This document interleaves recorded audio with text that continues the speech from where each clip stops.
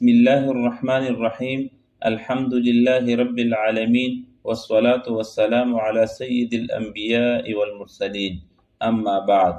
محترم ناظرین کرام، نماز و عظیم عبادت ہے جس نے انبیاء و صحابہ کے دلوں کو سکون دیا۔ آج ہم فضائل اعمال کی حکایات صحابہ سے ایسے ایمان افروز واقعات سنیں گے جہاں نماز کے شوق نے دنیاوی تقاضوں کو پیچھے چھوڑ دیا۔ حضرت ابن عباس رضی اللہ عنہ کی نماز کی خاطر علاج سے انکار، صحابہ رضی اللہ عنہ کا اذان سنتے ہی دکانیں بند کر دینا، حضرت خبیب رضی اللہ عنہ کا قتل کے وقت نماز ادا کرنا، حضور صلی اللہ علیہ وسلم کی جنت میں معیت کے لیے نماز کی مدد۔ ایمان کو تازہ کر دینے والے یہ واقعات دلوں میں عشق عبادت جگا دیں گے۔ حضرت ابن عباس رضی اللہ عنہما کا نماز کی وجہ سے آنکھ نہ بنوانا۔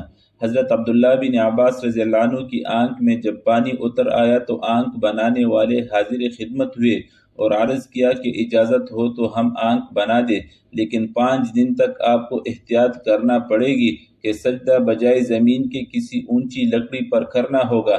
انہوں نے فرمایا یہ ہرگز نہیں ہو سکتا، واللہ ایک رکعت بھی مجھے اس طرح پڑھنا منظور نہیں۔ حضور صلی اللہ علیہ وسلم کا ارشاد ہے، مجھے معلوم ہے کہ جو شخص ایک نماز بھی جان کر چھوڑے وہ حق تعالی شانہ سے اسی طرح ملے گا کہ حق سبحانہ و تقدس اس پر ناراض ہوں گے۔ فائدہ: اگرچہ شرعاً نماز اس طرح سے مجبوری کی حالت میں پڑھنا جائز ہے اور یہ صورت نماز چھوڑنے کی وعید میں داخل نہیں ہوتی، مگر حضرات صحابہ رضی اللہ عنہم کو نماز کے ساتھ جو شغف تھا اور نبی اکرم صلی اللہ علیہ وسلم کے ارشاد پر عمل کرنے کی جس قدر اہمیت تھی، اس کی وجہ سے حضرت ابن عباس رضی اللہ عنہما نے آنکھ بنوانے کو بھی پسند نہ کیا کہ ان حضرات کے نزدیک ایک نماز پر ساری دنیا قربان تھی۔ آج ہم بے حیائی سے جو چاہے ان مر مٹنے والوں کی شان میں منہ سے نکال دے، جب کل ان کا سامنا ہوگا اور یہ فدائی میدان حشر کی سیر کے لطف اڑا رہے ہوں گے، جب حقیقت معلوم ہوگی کہ یہ کیا تھے اور ہم نے ان کے ساتھ کیا برتاؤ کیا۔ صحابہ رضی اللہ عنہ کا نماز کے وقت فوراً دکانیں بند کرنا۔ حضرت عبداللہ بن عمر رضی اللہ عنہ ایک مرتبہ بازار میں تشریف رکھتے تھے کہ جماعت کا وقت ہو گیا، دیکھا کہ فوراً سب کے سب اپنی اپنی دکانیں بند کر کے مسجد میں داخل ہو گئے۔ ابن عمر رضی اللہ عنہما فرماتے ہیں کہ انہی لوگوں کی شان میں یہ آیت نازل ہوئی، رجال لا تلہیہم تجارت ولا بیع عن ذکر اللہ، سورہ نور آیت 37۔ ترجمہ پوری آیت شریفہ کا یہ ہے کہ ان مسجدوں میں ایسے لوگ صبح اور شام اللہ کی پاکی بیان کرتے ہیں جن کو اللہ کی یاد سے اور بالخصوص نماز پڑھنے اور زکوٰۃ دینے سے نہ خریدنا غفلت میں ڈالتا ہے نہ بیچنا۔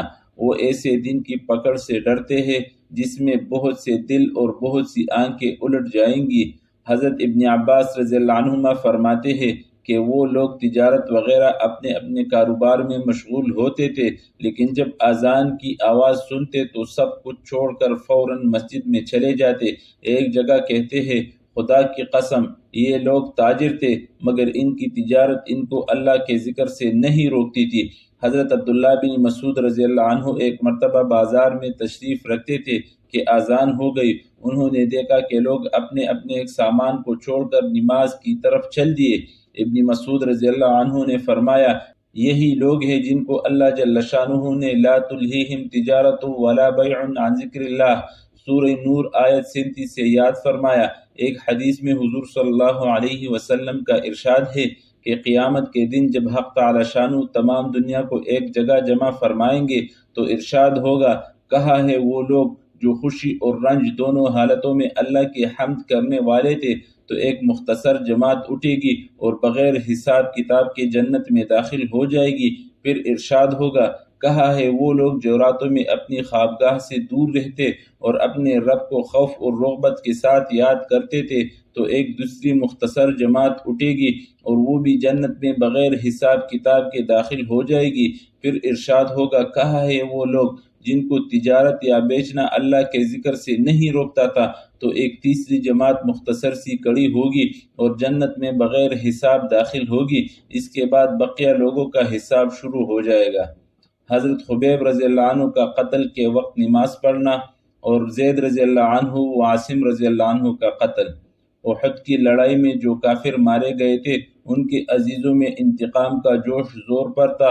سلافہ نے جس کے 2 بیٹے اس لڑائی میں مارے گئے تھے منت مانی تھی کہ اگر عاصم کا جنہوں نے اس کے بیٹوں کو قتل کیا تھا سر ہاتھ آ جائے تو اس کی کھوپڑی میں شراب پیوں گی، اس لیے اس نے اعلان کیا تھا کہ جو عاصم کا سر لائے گا اس کو 100 اونٹ انعام دوں گی۔ سفیان بن خالد کو اس لالچ نے آمادہ کیا کہ وہ ان کا سر لانے کی کوشش کرے، چنانچہ اس نے عزل وقارہ کے چند آدمیوں کو مدینہ منورہ بھیجا۔ ان لوگوں نے اپنے کو مسلمان ظاہر کیا اور حضور اقدس صلی اللہ علیہ وسلم سے تعلیم و تبلیغ کے لیے اپنے ساتھ چند حضرات کو بھیجنے کی درخواست کی، اور حضرت عاصم رضی اللہ عنہ کے بھی ساتھ بھیجنے کی درخواست کی کہ ان کا وعظ پسندیدہ بتلایا۔ چنانچہ حضور صلی اللہ علیہ وسلم نے 10 آدمیوں کو اور بعض روایات میں 6 آدمیوں کو ان کے ساتھ کر دیا، جن میں حضرت عاصم رضی اللہ عنہ بھی تھے۔ راستے میں جا کر ان لے جانے والوں نے بدعہدی کی اور دشمنوں کو مقابلہ کے لیے بلایا جو 200 آدمی تھے۔ ان میں سے 100 آدمی بہت مشہور تیر انداز تھے، اور بعض روایات میں ہے کہ حضور صلی اللہ علیہ وسلم نے ان حضرات کو مکہ والوں کی خبر لانے کے لیے بھیجا تھا۔ راستے میں بنو لحیان کے 200 آدمیوں سے مقابلہ ہوا۔ یہ مختصر جماعت 10 آدمیوں کی یا 6 آدمیوں کی یہ حالت دیکھ کر ایک پہاڑی پر جس کا نام فتفت تھا چڑھ گئی۔ کفار نے کہا کہ ہم تمہارے خون سے اپنی زمین میں رنگنا نہیں چاہتے، صرف اہل مکہ سے تمہارے بدلہ میں کچھ مال لینا چاہتے ہیں، تم ہمارے ساتھ آ جاؤ، ہم تم کو قتل نہ کریں گے۔ مگر انہوں نے کہا ہم کافر کے عہد میں آنا نہیں چاہتے، اور ترکش سے تیر نکال کر مقابلہ کیا۔ جب تیر ختم ہو گئے تو نیزوں سے مقابلہ کیا۔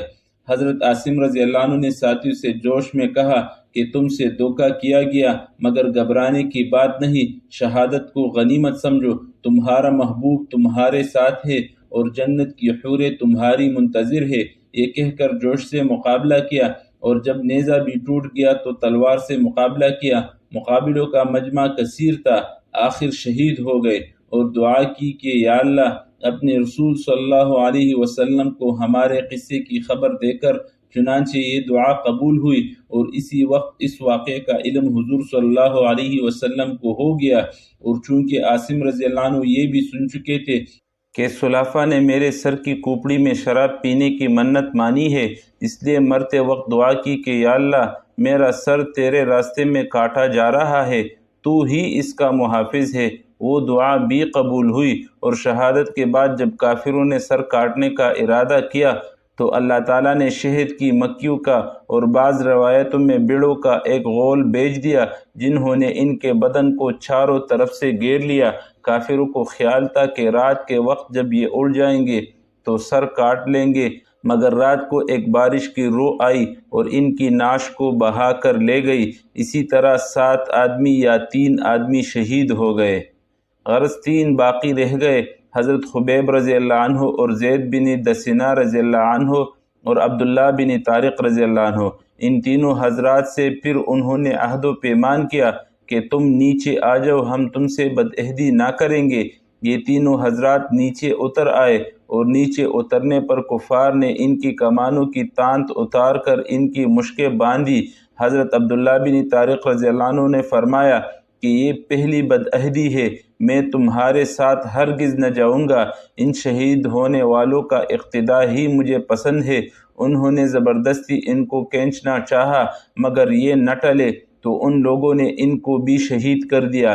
صرف 2 حضرات ان کے ساتھ رہے، جن کو لے جا کر ان لوگوں نے مکہ والوں کے ہاتھ فروخت کر دیا۔ ایک حضرت زید بن دسنہ رضی اللہ عنہ، جن کو صفوان بن امیہ نے 50 اونٹ کے بدلے میں خریدا تاکہ اپنے باپ امیہ کے بدلے میں قتل کرے۔ دوسرے حضرت خبیب رضی اللہ عنہ، جن کو حجیر بن ابی احاب نے 100 اونٹ کے بدلے میں خریدا تاکہ اپنے باپ کے بدلے میں ان کو قتل کرے۔ بخاری شریف کی روایت ہے کہ حارث بن عامر کی اولاد نے خریدا کہ انہوں نے بدر میں حارث کو قتل کیا تھا۔ صفوان نے تو اپنے قیدی حضرت زید رضی اللہ عنہ کو فوراً ہی حرم سے باہر اپنے غلام کے ہاتھ بھیج دیا کہ قتل کر دیے جاوے۔ اس کا تماشا دیکھنے کے واسطے اور بھی بہت سے لوگ جمع ہوئے، جن میں ابو سفیان بھی تھا۔ اس نے حضرت زید رضی اللہ عنہ سے شہادت کے وقت پوچھا کہ اے زید، تجھ کو خدا کی قسم سچ کہنا، کیا تجھ کو یہ پسند ہے کہ محمد صلی اللہ علیہ وسلم کی گردن تیرے بدلے میں مار دی جائے اور تجھ کو چھوڑ دیا جائے کہ اپنے اہل و عیال میں خوش و خرم رہے؟ حضرت زید رضی اللہ عنہ نے فرمایا کہ خدا کی قسم مجھے یہ بھی گوارا نہیں کہ حضور اقدس صلی اللہ علیہ وسلم جہاں ہے وہی ان کے ایک کانٹا بھی چبھے اور ہم اپنے گھر آرام سے رہے۔ یہ جواب سن کر قریش حیران رہ گئے۔ ابو سفیان نے کہا کہ محمد صلی اللہ علیہ وسلم کے ساتھیوں کو جتنی ان سے محبت دیکھی اس کی نظیر کہیں نہیں دیکھی۔ اس کے بعد حضرت زید رضی اللہ عنہ شہید کر دیے گئے۔ حضرت خبیب رضی اللہ عنہ ایک عرصہ تک قید میں رہے۔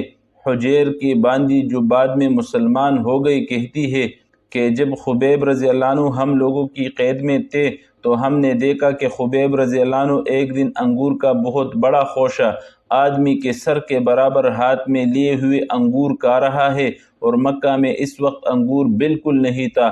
وہی کہتی ہے کہ جب ان کے قتل کا وقت قریب آیا تو انہوں نے صفائی کے لیے اسرا مانگا، وہ دے دیا گیا۔ اتفاق سے ایک کمسن بچہ اس وقت خبیب رضی اللہ عنہ کے پاس چلا گیا۔ ان لوگوں نے دیکھا کہ اسرا ان کے ہاتھ میں ہے اور بچہ ان کے پاس۔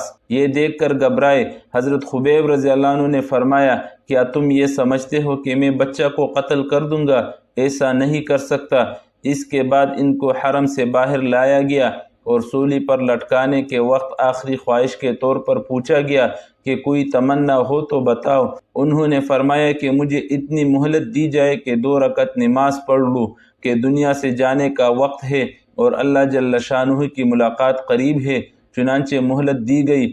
انہوں نے 2 رکعتیں نہایت اطمینان سے پڑھی اور پھر فرمایا کہ اگر مجھے یہ خیال نہ ہوتا کہ تم لوگ یہ سمجھو گے کہ میں موت کی ڈر کی وجہ سے دیر کر رہا ہوں تو 2 رکعت اور پڑھتا۔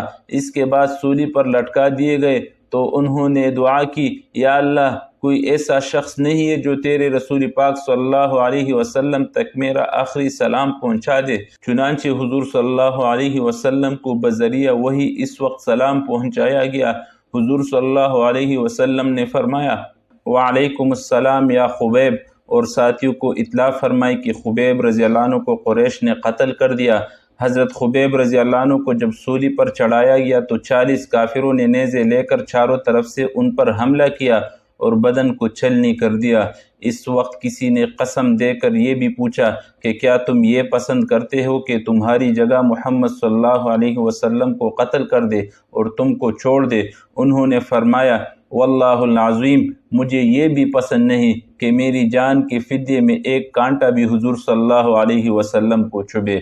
فائدہ: ویسے تو ان قصوں کا ہر لفظ عبرت ہے، لیکن اس قصے میں 2 چیزیں خاص طور سے قابل قدر اور قابل عبرت ہے۔ ان حضرات کی نبی کریم صلی اللہ علیہ وسلم کے ساتھ محبت و عشق کہ اپنی جان جائے اور اس کے بدلے میں اتنا لفظ کہنا بھی گوارا نہیں کہ حضور صلی اللہ علیہ وسلم کو کسی قسم کی تکلیف معمولی سی بھی پہنچ جائے، اس لیے کہ حضرت خبیب رضی اللہ عنہ سے صرف زبان سے ہی کہلانا چاہتے تھے اور صرف زبان سے کہنا ہی تھا، ورنہ بدلہ میں حضور صلی اللہ علیہ وسلم کو تکلیف پہنچانے پر ان کفار کو بھی قدرت نہ تھی، بلکہ وہ لوگ خود ہی ہر وقت تکلیف پہنچانے کی کوشش میں رہتے تھے، جس میں بدلہ بے بدلہ سب برابر تھا۔ دوسری چیز نماز کی عظمت اور اس کا شغف کہ ایسے آخری وقت میں عام طور سے بیوی بچوں کو آدمی یاد کرتا ہے، ان کی صورت دیکھنا چاہتا ہے، پیام و سلام کہتا ہے، مگر ان حضرات کو پیام و سلام دینا ہے تو حضور صلی اللہ علیہ وسلم کو، اور آخری تمنا ہے تو 2 رکعت نماز کی۔ سبحان اللہ، یہ تھے وہ پاکیزہ مناظر جہاں نماز محبت، قربانی اور وفا کا مظہر بن گئی۔ آئیے ہم بھی ان عظیم نفوسی قدسیہ کی پیروی کریں اور نماز کو اپنی زندگی کی اولین ترجیح بنائیں۔ انشاءاللہ اگلی ویڈیو میں ہم صحابہ کرام رضی اللہ عنہم کی مزید ایمان افروز واقعات سنیں گے۔ تب تک کے لیے السلام علیکم ورحمۃ اللہ وبرکاتہ۔